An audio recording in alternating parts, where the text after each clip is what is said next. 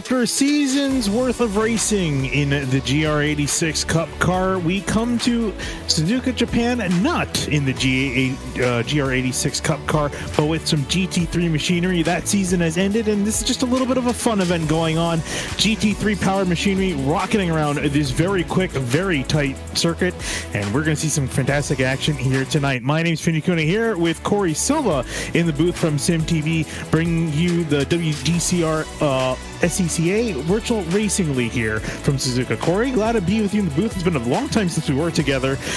Wish we could honestly work together more. Yeah, we always have a blast together, Finny. Glad to help you guys out in a pinch. Of course, Kyle, a very busy man and not able to make tonight's race, but, well, I guess I'm assuming he's busy, so whatever he's up to tonight. But either way, glad to help out here at Suzuka for a kind of a fun run. Like you said, not anything on the line besides just the pride and the prestige of trying to get the checkered flag at a very, very difficult but rewarding track here at Suzuka, as we're I think qualifying right now. Yeah, qualifying has begun. The first few drivers are out on the track putting down times, or at least they're about to start putting down times. You can see drivers warming up their tires there on the screen, trying to get as much heat in the tires, get ready, put some quick laps. Every driver's got 3 laps and 10 minutes to put a quick time down, though. Big thing is going to be, especially as you go through 130R, making sure you don't get an off track. It's easier said than done, especially in the S's and there in 130R. Yeah, just especially the chicanes here at the very end. I'm going to have to look up the track map fitting just so I can make sure that I'm a little bit more up to date on this. I think the only big knowledge I hear here at Suzuka is the short configuration that NASCAR used to run on, but haven't turned a lot of times here. Is currently following Anthony Montello here in the number 268, heading down the back stretch into, I believe, 130R, that nice long left-hander, and take it too hard, you're right into the gravel, so you got to be very cautious on that, and we'll see what he can do in that Ferrari. Yeah, they were joking about in the pre-race notes for these drivers is that I'll be seeing you on the track unless you're in the wall trying to go flat out through 130R. These guys are going to pretty much have to give just a little bit of a breath through the throttle, going through that corner to make sure they can make it. You can try to go full throttle when you're making a pass, and you can bet that we're definitely going to see some drivers push the limits throughout this event as you look at Montello heading towards turn number 1 and a Ferrari now heading through turn 2. Yep, on his flyer, still have it. So of course, still have. I don't think anybody has turned a complete lap yet, as we are still waiting for that on the pylon here. But we'll see what the variance is. Of course, I'm new to the series in all capacities, Finny, and so who would be the ones that we'll be out to watch for today as the heavy hitters? Here's the problem, is I know you're expecting an answer, but it's going to be a bit of a, it's not going to be exactly relevant to the rest of the season. You know, driving, like I mentioned, the GR86 Cup car, very different compared to the GT3 cars. I mean, of course, they're both road cars, but these are have much more power, much more downforce. But I think we should see some similar names near the front, namely this man right here in the Ferrari, the 155 of Paul Darling. He's been quick all season long, and I think we've seen him be quick in GT3 machinery before, so I expect him to do fairly well here as he's halfway through his lap. Yes, he is, and I think he may be one of the farthest along as Matthew Morhart on screen. Actually, he may be a little bit closer towards competing a lap here, coming towards the final chicane, and the big boy BMW here. I always love seeing that thing of guys trying to battle on narrow parts of the track. We do have the first time on the board thus far. The number 9 machine, Jack Chrissy, has gone P1 first in the 159 bracket by a few tenths over Christopher Lapis in the Lapras in the number 6. Yeah, Christopher Lapras in a 4GT. I don't think there's actually too many. I think there is only one. No, there's 2 4GTs, Kevin Zhu and the other one. And both of them actually pretty high up. Second place for Christopher Lapras, and like I mentioned, Kevin Zhu currently 7th. Ryan Otis in the 95 BMW jumping up to the top of the board. He is pushing down to the bottom of the 59 bracket, so we'll see if after 2-3 laps time when the heat is in the tire, maybe we'll crack the 58 barrier. And Paul Darling getting up to second place, but still almost half a second off of Ryan Otis. He put in a flying lap in that 95. And it looks like Darling is going to reset, and I don't know if he would have time to reset and get back. And either way, I think you would want the heat in the tires. Nope, he's going to get at it, so probably push it right down to the edge. He's going to have barely enough time. It takes just about 2 minutes and a little bit of change to make a lap around here. So if you reset now and get back out on the track, you'll have just enough time to get a full lap in, pending you don't make any mistakes. Which is a very, very big pending, because, of course, when you are pushing it, and, you know, it's a fun run, so it's not like you are, you know, if you start in the back, what does it matter? You're just going to have fun trying to pass these guys. Nice sponsor there on Cofart's car in the 19. Must be a team name, but I find a little bit interesting. Team. I don't know if I'm allowed to say it. We say HG Motorsport. HJ Motorsports is the way we use it to avoid the censors. I usually have a generic rule that I don't get explicit until after 11 o'clock Eastern, and I don't think we're going to hit that in this 20-minute campaign today. So we'll play that on the cleaner end of the spectrum. Another BMW on track. Jason Meinhardt in the 13. Very colorful car there. My kids would enjoy that one. See what he can pull off here coming into the final chicane. Deep on the brakes and off he'll go through the final corners coming down. I believe that's Total. This is Total paint scheme. Yeah, Total Energies on that car. Don't know what number he's got on the door, but we can tell you what time he's got on the timesheets if it was a clean lap. And he remains in the 9th spot. Yeah, it didn't improve. Was actually slower by about 0.4 of a second. I saw Ryan Otis come across the line. He went even slower as well. So I think that's why we saw Paul Darling decide to reset. Speaking of which, he just went flying through 130R, and he's about to start his next fire. Again, he reset his car to get fresh tires, fresh rubber, I think, to try to see if he can push. Again, he's got half a second to Ryan Otis in the 95. Yes, he does. And we still have a fair amount of drivers on track who have yet to turn a lap. Reed Shanabrook, if I'm enunciating that properly, he is going to be, well, he was on the caboose there, and looks like he still is in the 18th spot, so see if he can improve on lap number 2. Who else do we got down here? Trenton McMillan in the 7-Up car. Which, 7 McLaren MP4-12C. I'm trying to see if there's any other McLarens. I could have sworn I saw another one. Oh, yeah, Ken Alseal is in McLaren. Actually, speaking of Ken Alseal, another driver to definitely keep an eye on is usually quick, usually near the front. You know, beautiful tribute to to the McLaren GTR McLaren F1 GTR. Is that the name of the car? I'm a stock car guy, man. I gotta be honest with you. I do cover a road. I do cover a very similar series with GT3 and multi-class on Thursdays. Yes, but McLaren F1 GTR. Trying to see if I remember that car, right? That you raced at Le Mans. Beautiful tribute paint scheme to that. McLaren really should be in the top flight of sports car racing again. I got to figure out their F1 stuff, though. I was going to make a really bad pun with that sponsor, so it's better that you gave the tribute, because I was about to say something that you could probably figure out where I was going with that. Exactly what you're going to say. Yeah, he was fitting to have a good lap. Too. That was my first thought when I saw that paint scheme. So honestly, Paul Darling is going to have a good lap. He's working his way to the checkered flag with some time to spare. At the moment, though, that lap's not quite looking as fast as he would hope. Now we are within a minute, so basically, well, you do have the cooldown lap, so if you can hit start finish now, even if the time eclipses, you'll still have about 2 minutes or so via the iRacing system to get your cooldown lap. And there goes Darlin really going full send on the final corner, and that lap will not. Yeah, I think he knew that the lap was not going to be fast in general, so he just sent a Hail Mary, just trying to make up any sort of time, but it's not enough. Ken Osceola actually usurps Paul Darling's up to second place in the 23. So BMW, McLaren, Ferrari, Lamborghini, Porsche, and Ford, and BMW. In fact, so the entire top 6 are all completely different manufacturers. Well, that is parity for you. If could have spoke right there. That was Ryan Christoph on screen, and what appears to be a strobe zebra scheme, but I'm sure there's more else to it than that. But that's what I take out of it off of a quick glance here. He has yet to turn a lap. He's headed into 130R to complete his first lap. Timer down to 0. So the cooldown period. Well, there is no cooldown period apparently. So that's news to me. But we will use this opportunity to head down trackside and give you a starting lineup here for the fun run at Suzuka.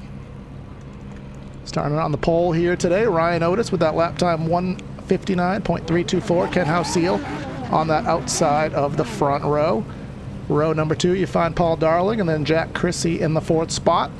5th and 6th, John Carlos Schooler and Christopher Lapras. And 6th in the 6th car, Alex Cofford in 7th, Matthew Morehart in 8th, and then rounding out your top 10, Mike Leader and Adam Kovac. And behind them in 11th, you have Murphy Nichols in the number 5 machine with Reed Shannonbrook in the number 14 Lamborghini. And behind them, Jason Meinhardt's in the 13 car in 13th in the BMW with Kevin Du next to him in a 4 GT in the 243. Back in 15th, Louis Celestine in a Lamborghini Huracan. In 16th, next to Anthony Montello in a McLaren in the 268. 17th, Ed Harris in the 16 car in a Lamborghini. Don Manning in the 92 BMW in 18th. And rounding out your top 20, Albert No in the 181 Ferrari in 19th. Richard Sawicki rounding out your top 20 in the 528 Mercedes. 21st, rounding out the top last 5 guys, Trenton McMillan in 21st with Michael Montello in the 265. He'll be in the 22nd spot. Didn't turn a time, as did the remainder of the guys. Ryan Christoph 23rd, Jermaine Major in 24th, and then on the caboose here this evening is Bob Shoemaker. Yeah, and it's going to round out our field of 25 cars. All 8 GT3 cars represented on the grid. With, as you mentioned before, a very solid parity. The entire top 6, all 6 completely different manufacturers. And we'll see how they're going to do. Which one of these manufacturers is going to come out on top. Track temp a little bit on the warmer side of things. 101 on the track, 74 in the air. With a little bit of a wind coming from the east. Pace car is off, leading the field to green. We have 20 minutes on the clock. Should be about 11 minutes worth of racing for these guys. Coming down to the final chicane. Did you say 20 minutes will be 11 minutes? 11 laps, I believe you meant to say. Oh, sorry, I meant 11 laps. Sorry, I thought I said laps.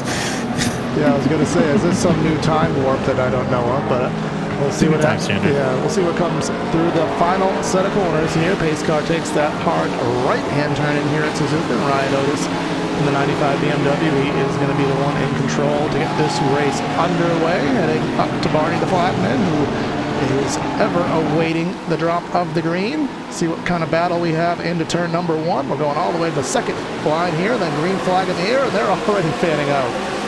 Classic GT3 starter here from Suzuka, waiting all the way up to the last minute to go green. Side by side into turn 1. Ken still trying to work the outside lane. If he can stick it, he might actually be able to get the lead away from Ryan Otis. Yeah, right now he did get that lead, is Otis, but to the inside. Halcyon, I thought he was going to dive it on in there, but chose to be more responsible with it. Gets in line just in front of Darling, so top 3, 4, 5, 6 will get themselves sorted into the S's here. We'll see if anybody had any trouble on the back end of the field. I do see some smoke. Jermaine Major in the 25 made a little bit of contact after the first series of corners. I'm actually surprised that everyone made it through the first 2 corners. Something happened there. Oh no, yeah, he spun on one of the other S's. Yeah, so a lot of stuff going on here. Maybe we can catch that on a replay. And looking at him, he actually just, you're going to see him right here. No, it was on the left-hander. Coming up right here, going to stick to the apex. Might have caught some curb. Car just going to lose some tires. Yeah, maybe from that angle, couldn't quite tell, but we'll get back to live action. So somebody else is a freight pair as well. So that's Richard Sawicki there. He'll go around. So a lot of issues for some of these guys in the opening laps, but up front, Otis not having any of those troubles. He's up by 3/4 of a second or so over Darling, and Jack Chrissy manages to get himself in third. He'll take that over with Halcyon having his issues, and then just Don Carlos Schooler in the 4th spot. Yeah, Ryan Otis over Darling, Chrissy, Schooler, Lapras, your top 5. All racing down, everyone chasing down the 95. He's already gotten just about a half-second lead over the competition. Heading through 130R for the first time. These guys are going to want to be a little bit careful through here. The tires still getting warmed up and up to speed. I see Reed Shannonbrook trying to make a move on Mike Leader. There you see the orange Lamborghini on the green Porsche. They'll probably get it done. We'll have to deal with that for the time being, but a long front straightaway here. A little bit of slipstream. Sometimes you will see drivers kind of do the snake move, try to break the draft as they head into the first 2 right-handers here to kind of act as one corner, but are technically 2 in nature. Very easy to go out wide there and get yourself off into no man's land as that battle seems to have fizzled off, but looks like up front, Darling starting to inch in. It was about a half second, now down about 4/10 of a second. Come to the S's here. Might have a little bit of dirty air to contend with. Makes it a little bit more difficult, but we'll see what he can do once it straightens out into the braking zones. Okay, exit Darling trying his best to prioritize the exits in that Ferrari, and that's really where the Ferrari comes in, is the mid-corner speed and grip that it has compared to some heavy machine like the BMW. It actually made a huge amount of time through that particular corner right there. You can see the braking zone, how much that Ferrari is caught up, but he's on edge, he's sliding all over the place. I mean, there's no reason really not to push with only 20 minutes on the clock. These cars are designed to race up to 24 hours, so they can take a little bit of a beating. Yes, they can, and well, of course, if something happens, you don't have to worry about going into the pits and getting your team behind. So if something happens today, you write it off and take it as a learning experience. And as you said, in the real season, you're gonna be headed into the GR86. So this is completely just for the fun of it. And if you're not trying your hardest, if you're not over trying in a fun run, are you really trying at all fit in? Because if it doesn't matter, you got to throw everything at it. Because what do you have to lose in honesty? Yeah, Jack Chrissie's starting to throw everything at it. Currently in behind Paul Darling's caught up quite a bit, so Darling going to have to start worrying less about Ryan Ortis and more about the 9 of Chrissie in that Lamborghini in behind him in third. Yes, indeed the case. And coming through the section right here and 130R into the chicane, where this is not a chicane you can really overcook the entry. You really won't be too benefited by driving it hard just due to the nature of the complex that it is. But you have to get that heel run off because that takes it on the long front straightaway here. Again, a little bit of slipstream here at Suzuka, where everybody's staying in line. No fishtailing of sorts, at least in your top 10 or so. But we'll see what happens into the next set of corners. In behind for 11th place, Adam Kovac under attack from Anthony Montello. We got a great run through the final corner. He's going to just look to the right-hand side in his McLaren, to the inside on the Lamborghini, and they'll go side by side. And someone's probably going to have to give as they start to head through the S's, and it looks like Montello will get that spot. Montello will move himself into the 11th spot, and Kovac will fall into the clutches of Murphy Nichols in the number 5 machine, the Nissan Nismo sponsorship on that machine. Going a little bit wide. That's Kurt's there. Nissan Nismo Mercedes AMG GT3. Reminds me of another series I have. It's a NASCAR series, but they have a Terry Labonte car on a Camry. It just absolutely, my brain just does not compute such villain behaviors. But it's all in fun. So but up front, I will tell you, Finney, that back end of the top 5, maybe the top 5 or so have spread out. But you go back, Crawford, Mornhart, Leader, Shannonbrook, Zoo, even they're all maybe not so much Zoo, but at least 4th through 7th, they are still right on top of each other. One mistake will take you back quite a few spots. Car spinning Jack Chrissie sideways in the Lamborghini in the spoon curve. Just talking about mistakes here, so well, yeah, he just overcooked it. Replay on screen. And he heads into the first left-hander. Got some curve, I think. That's what upset the car, and around he went. Slow, lazy spin, didn't get anyone involved, but lost a lot of spots, down to 13th. Back to the 13th spot, so just outshined on Oh, Anthony Montello, we just saw him make an overtake at the beginning of the lap. He's going to end up in the wall, so exit of 130R. Yep, and he still has it. He's kind of trying to be the sportsman right now and wait for a good gap to get on track. He'll do that just in front of Jason Meinhardt. So putting a lot of kitty litter on the track here. Luckily, that shouldn't come up to too big of a deal here on iRacing. But Paul Darling, watch out. Brian Otis, he got some company in the name of Darling in the Ferrari coming through the S's here. And probably the closest anybody has been to the 95 here on the evening. Yeah, I was actually kind of expecting Ryan to start stamping away and breaking away from the battle and heading off into the sunset, but Darling has kept him honest. He's been closing in and losing time, but especially now with Chrissie out of the picture, I think now he can get his head down. Doesn't have to focus about the guy behind him, just can purely focus on the guy in front. Yeah, that's a big weight off your shoulders when you can start taking different lines, different entries, and try different things on the brakes and whatnot, knowing that you're not at a detriment. Knowing that you actually have the space to kind of make some moves, that's definitely going to help his case out. And that benefit does not apply when you look at this gaggle of cars in the Team HJ vehicle number 19 of the house. Crawford trying to close in on Christopher Lapras in the 6th machine. Keeps losing and gaining. Looks like they're just better on their own separate parts of the racetrack. Yeah, Alex Crawford putting pressure on Christopher Lapras, the highest running for GT. Still amazed that car is still used. This car has been, it never started as a GT3 car. It was a GT2 car that was converted to a GT3 car to run with, I think at that point it was the McLaren, the rough RT12, and I think the BMWs. It was kind of just thrown in with the rest of them. And people still run it. It's still competitive in some builds. Are you saying iRacing fudge something, Finian? Yeah, no, it's what a horrible assumption, right? Absolutely gasp. I want a refund on my subscription here, but yeah, back to the front. Probably the closest Darling has been. He's going to have the benefit of the strip sheet. Probably in send-it range here. Otis kind of taking the defensive line, but he went back into the proper entry for the braking zone there, going out wide, and then right back into the dirty air is Darling, so he's going to struggle through the S's potentially. Yeah, Otis was offline, and that back end looked like it was starting to kick out, so I'm starting to wonder if he's losing a little bit of grip in the rear of that BMW. And it's starting to cost him some time here. Darling is really close. The closer we see him through the S's. He loses a little bit of time here usually, but he's been keeping up with the 95. Also, there's a lap car not too far ahead, Richard Sawicki in the 528. So depending where they catch him, that could very much interrupt the battle.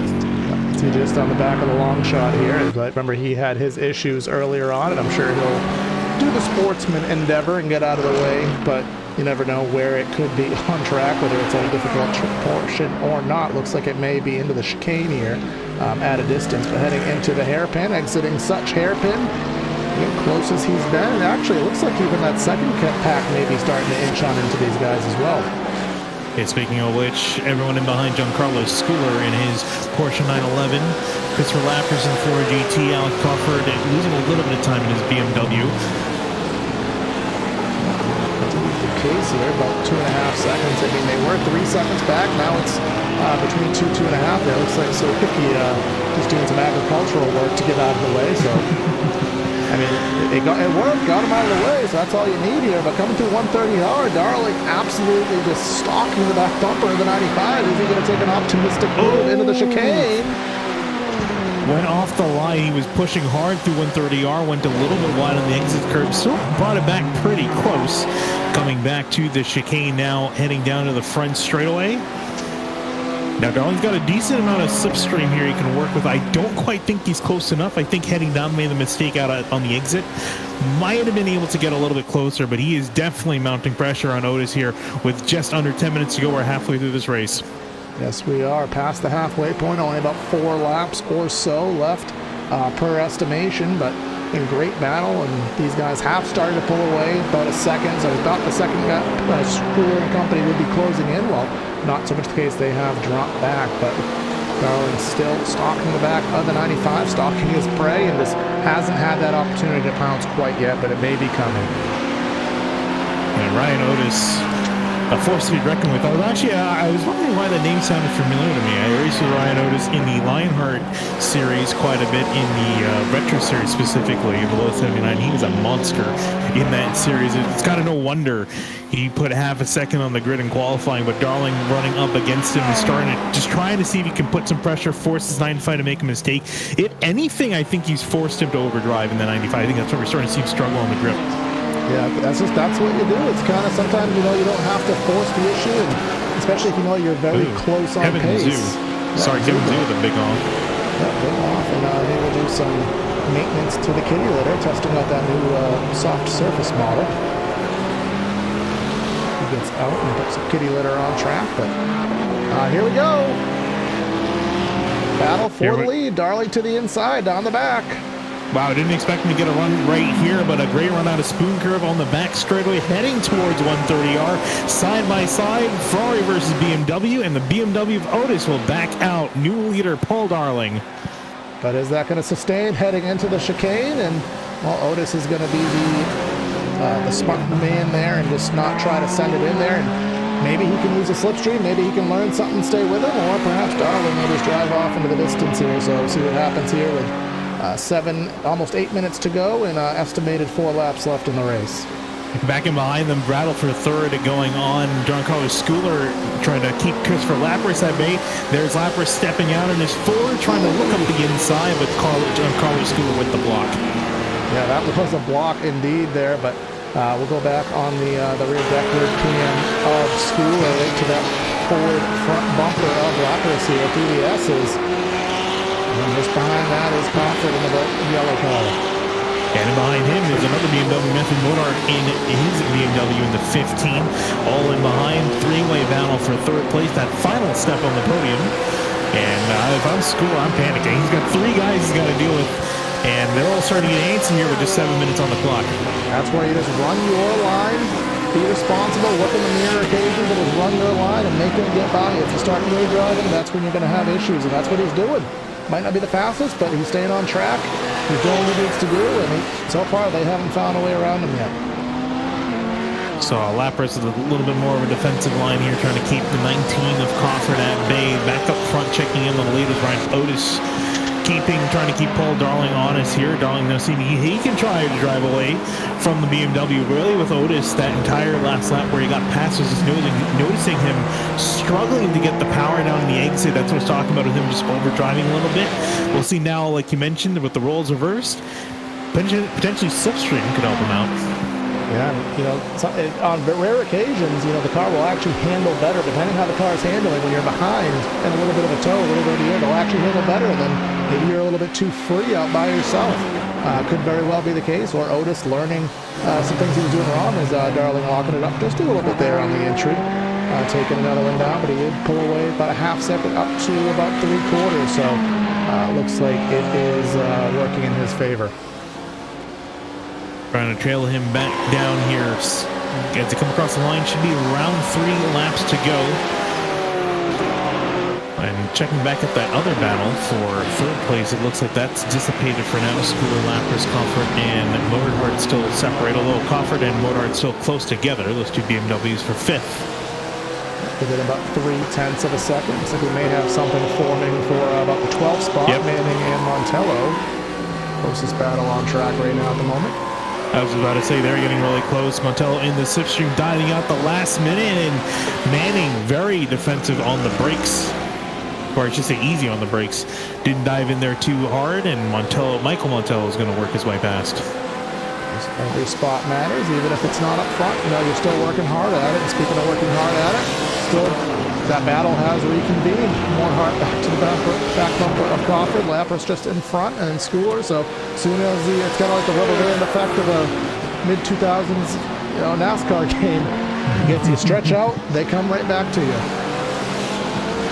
Rubber banding in the old games, and I'm sure Schooler would love for that to be turned off because he wants to just break away from this pack and just kind of focus, potentially try to catch back up to the leaders, although with 4 minutes remaining, don't think he's got enough time to get there, but just to have some sort of peace of mind, not have constantly Crawford offline. Didn't work out too bad for him, but it's almost like a Mario Kart, the worst rubber band AI ever. You just kind of want to throw that turtle shell down or that banana peel down and get yourself some distance, but I don't think he has that move in his back pocket. But it looks like Lapras may be able to pull something off, focusing on up front just for a brief moment to check back in. About a half second, so not really gaining, not really losing. So we'll see if anything happens there, but just at 4 minutes to go, the best battle on track for the third spot. Ooh, Schooler sideways a little bit, trying to get back on the power. Lapras had just a tiny bit of a look into that final chicane. Defensive blocking down the straightaway. Yeah. Gonna look for the inside line. I don't even know that's really the best line because you can carry so much momentum on the outside. Lapras is gonna see if he can get the move done. Schooler deep on the brakes, trying to see if he can keep that car on the apex, trying to see if he can beat the 6 out of turn 2. And he will just clear, but it's not enough. He has like a little bit of a whisper on it, but he's going to send it, but he's going to have to fall back into line. Oh, a little bit of contact there through the last section. Small little bit of a nudge here in the closing laps here at Suzuka. Everyone getting a little bit aggressive here. Some RG-bargy. RG-bargy, that's a 4-car tango here. 4-car quartet. Whatever the verbiage you want to use here, coming into the next set of right-handers, and you're going to have to be on your game. Watch the brakes, watch the front, because they're coming all angles. I was going to say, I completely stole that. That is not my verbiage. I stole it from John Idoff. Andrew Your Life, that's his terminology. RG-bargy, some aggressive maneuvers. Speaking of which, deep on the brakes for Lapras, trying to see if he can catch up to Schooler. Looks like a Looks like school, by the lappers, man, use the NASCAR school of braking there, aka driving in full send. Luckily, he avoided the back bumper, unlike what they did at Coda the other day. But heading into, I believe, just leading up into the hairpin. That's not where we are. Heading onto the back straightaway. We can get a good run, a little bit of slipstream. We've seen a move here into 130R before. That's how the lead was changed. Went a little bit wide on the exit. That might have killed his momentum. We'll see here. School doing a little bit of shaking, trying to see if he can break off the Ford. Squabbers is going to have to wait here before he can stick a nose here and maybe see if he can outbrake the Porsche. On the brakes they go, and the 11's going to go deep in, and they all go back in single file. Oh, you see Lappers trying to hit to the bumper, and a nudge from behind. Morhart giving a nudge to the Ford up ahead. White flag for the leaders. Last time around. Last time around, just under 2 minutes to go, so that will constitute the white flag by the algorithm here. Darling up by about a second over Otis, so barring any catastrophic mistakes, should be in the bag for the 95, but still that Herculean battle for the bottom of the podium here. We'll keep that eye on it, and we'll also try to keep an eye on when the leaders get to the finish line. But look at this snake through the S's. Battle. This is a really, really good battle here. Four-way battle, for third place. Porsche versus a Ford versus two BMW. School, Lappers, Morhart, Crawford in that the end of the top six. And Lappers has been putting constant pressure on Schooler here, trying to poke a hole, find some sort of way through his defenses, but no bite so far as their half-complete lap. A little bit wide into the dirt there was Schooler, but to no dismay, he will continue on just fine. The trio will be just behind him, but nobody able to find the advantageous moves that they need. Meanwhile, heading towards the end of the lap, Darling still up by 1 1/4 seconds, so he is further extending that. Further extending away, it's going to be sigh of relief for him as he's approaching the end of this race. But Schooler now trying to see if he can do somewhat of the same, just break away from Christopher Lappers. He's got a bit of a gap here heading to Spoon Curve for the final time. Final time here, but looks like nothing is going to come to fruition there. So give some focus to the guy who took the lead about halfway over Otis and thought that Otis was going to have a comeback move, but it did not come into fruition. So Darling shook the draft, shook the moves, and he'll come through the final chicane, and looks like he's going to seal the deal here for the exhibition run. Indeed, out of the final corner he will go. It's a valiant effort from Ryan Otis. Looked like the dominant car, but Darling is going to get it done here. He will win in his Ferrari GT3 machinery here at Suzuka. Ryan Otis in second place. That great battle coming to the end here. Schooler trying to just block as much track as possible as they come across the line. And it will be Christopher Lappers that'll have to settle for fourth. Schooler in third with Morhart fifth. Alex Crawford in sixth. Yeah, great run there for these guys. Definitely showing some good respect and some good pace here overall. So definitely enjoying that show here. Now, still a lot of guys that have to finish this race here just due to the nature of the track. He's so far back, we still have about half the field still finishing their laps.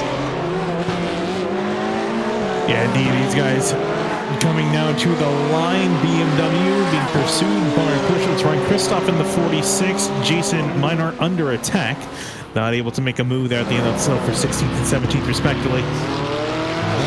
Looks like it's basically going to be our show here on the evening, so I think it is a fair game at this point to go ahead and wrap it up. And let's give the final rundown of results here today from Suzuka. We have Paul Darling with that win in the number 155. Ryan Otis with the second. Giancarlo Schooler hangs on in that battle for third. Christopher Lappers gets the fourth. Matt Morhart in fifth. Alex Crawford in sixth. Then rounding up our top 10, we have Mike Leader, Adam Koback, Jack Chrissy, and then Louis Alessi. And moving on back to the second page results, Michael Montello beating his brother Anthony Montello in 12th place. Reed Shannonbrook in 13th. Don Manning in 14th. Albert No, Jason Meinhardt, Ryan Christoph, Bob Shoemaker, Kevin Zhu, Trenton McMillian rounding out your top 20. And then rounding out the page of results here, Ed Harris, Richard Sawicki, Ken Houseal, he had that earliest set of issues in 23rd. Murphy Nichols and Jermaine Major shotgun on the results here today, but I think we can find these guys and get themselves set up and get a couple words with them.